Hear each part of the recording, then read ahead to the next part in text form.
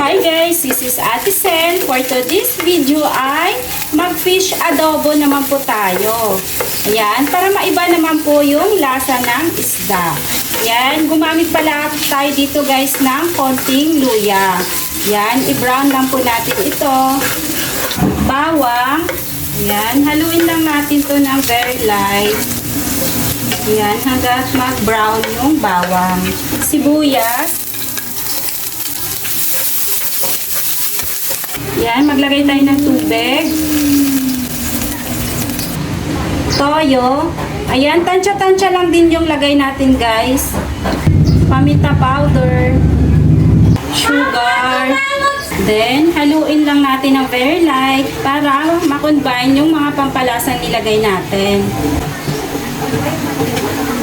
Ayan, maglagay pala tayo dito guys ng chili sauce. Optional lang po ito guys sa may gusto po. Suka, ayan, konti lang. Ayan, lagay na natin yung isda.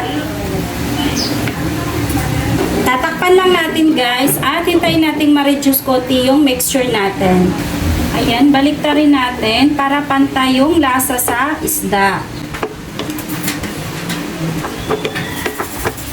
Ayan, lagay tayo ng chop na siling haba at dahon ng sibuyas.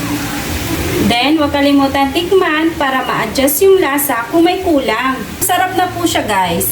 Try nyo po itong luto na to guys. Masarap siya, promise. And that's it. This is Ate Sen. Thank you for watching. And guys, please don't forget to comment, like, and share. Bye! Ingat po!